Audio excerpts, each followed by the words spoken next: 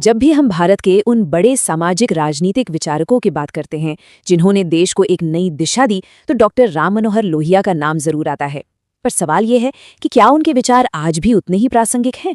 खासकर सिविल सेवा परीक्षा की तैयारी के नजरिए से आज हम उनके क्रांतिकारी समाजवादी दर्शन और सप्त क्रांति की मशहूर अवधारणा को गहराई से समझने की कोशिश करेंगे। तो आज हम इस पूरे विषय को समझने के लिए इसे 5 हिस्सों में देखेंगे। सबसे पहले लोहिया के समाजवादी चिंतन की नींव को समझेंगे, फिर समानता पर उनका जो अनूठा नजरिया था उसे जानेंगे। इसके बाद उनके सबसे मशहूर कॉन्सेप्ट सप्त क्रांति में उतरेंगे, फिर उनके आर्थिक दर्शन का विश्लेषण करेंगे और आखिर में इन सारी बातों को मुख्य परीक्षा के उत्तर के लिए कैसे समेटना है इस पर बात करेंगे। तो चलिए शुरू करते हैं लोहिया के समाजवादी चिंतन के मूल सिद्धांतों से। ये समझना बहुत जरूरी है कि उनका समाजवाद जो पारंपरिक मार्क्सवादी समाजवाद था उससे कैसे अलग था और क्यों वो भारतीय समाज के लिए ज्यादा प्रासंगिक माना जाता था। देखिए, लोहिया के लिए समाजवाद सिर्फ कोई किताबी या आर्थिक सिद्धांत नहीं था। नहीं, उनके लिए ये एक ऐसा दर्शन था जिसके केंद्र में इंसान था, मानव था। उनका असली मकसद एक ऐसे न्याय से भरे समाज को बनाना था जहां हर व्यक्ति की गरिमा सबसे ऊपर हो और किसी भी तरह का भेदभाव उसे जड़ से उखाड़ फेंका जाए। और यहाँ पर लोहिया की सोच की गहराई और विशालता देखने लायक है। उन्होंने अन्याय के हर रूप को चुनौती दी। उन्होंने सिर्फ अमीर गरीब या वर्ग संघर्ष की ही बात नहीं की जैसा कि ज्यादातर समाजवादी करते थे, बल्कि उन्होंने कहा कि असली लड़ाई तो जाति, लिंग, रंग, भाषा और धर्म के आधार पर होने वाले हर भेदभाव के खिलाफ है। उनका ये जो व्यापक दृष्टिकोण था, अन्याय के हर रूप को एक साथ देखने का, यही उन्हें पारंपरिक समाजवादियों की भीड़ से अलग करता है।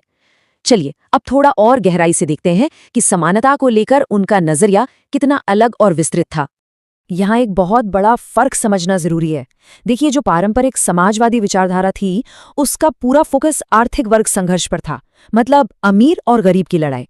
लेकिन लोहिया का मानना था कि भारत में मामला इतना सीधा नहीं है। यहाँ तो जाति, लिंग और रंगभेद जैसी समस्याएं भी उतनी ही बड़ी और गंभीर हैं। इसलिए उन्होंने इन सभी के खिलाफ एक साथ एक ही समय पर लड़ने की बात की। तो अब सवाल ये उठता है कि इस बड़ी सोच को, इस व्यापक दृष्टिकोण को जमीन पर कैसे उतारा जाए। इसके लिए लोहिया ने एक बहुत ही ठोस और प्रैक्टिकल प्रोग्राम दिया जिसे हम सब सप्त क्रांति के नाम से जानते हैं। ये उनके पूरे चिंतन का शायद सबसे जरूरी और मौलिक हिस्सा है। सप्त क्रांति यानी 7 क्रांतियां, पर इसका मतलब ये नहीं था कि ये 7 अलग अलग लड़ाइयां हैं। नहीं, लोहिया का मानना था कि ये एक ही संपूर्ण क्रांति के 7 चेहरे हैं, 7 मोर्चे हैं, और अगर समाज में पूरा बदलाव लाना है तो इन सभी 7 मोर्चों पर एक साथ लड़ना होगा। तो ये हैं वो 7 लक्ष्य: स्त्री पुरुष की समानता, रंग भेद का अंत, जाति प्रथा का विनाश, विदेशी गुलामी का खात्मा, आर्थिक समानता, किसी के निजी जीवन में दखलंदाजी का विरोध और हथियारों का विरोध करके सविनय अवज्ञा का रास्ता अपनाना। अब आप देखिए, ये सारे लक्ष्य आपस में कैसे जुड़े हुए हैं। सामाजिक, राजनीतिक और आर्थिक हर तरह की गैर बराबरी को एक साथ खत्म करने की बात है। और हाँ, मुख्य परीक्षा में उत्तर लिखने के लिए ये 7 पॉइंट बहुत बहुत जरूरी हैं। चलिए अब बात करते हैं लोहिया के आर्थिक दर्शन की, जो उनके समाजवादी चिंतन का एक बहुत ही जरूरी हिस्सा था। लोहिया की आर्थिक सोच को समझने के लिए उनका ये एक कथन ही काफी है। वो साफ साफ कह रहे थे कि पश्चिमी देशों के बड़े बड़े उद्योगों वाले मॉडल की आंख बंद करके नकल करना बंद करो। उनका मानना था कि ये मॉडल भारत की जमीनी हकीकत और यहाँ की जरूरतों के हिसाब से बिल्कुल भी ठीक नहीं है। तो फिर रास्ता क्या था? लोहिया के हिसाब से रास्ता था विकेंद्रीकरण का, यानी डिसेंट्रलाइजेशन। सत्ता और संसाधन कुछ हाथों में सिमटकर न रहे, बल्कि नीचे गांव-गांव तक पहुंचने चाहिए। वो गांधी जी के स्वराज और स्वशासन वाले विचार से बहुत प्रेरित थे और स्थानीय समुदायों को आर्थिक रूप से ताकतवर बनाना चाहते थे। तो उनकी आर्थिक नीति में क्या क्या था?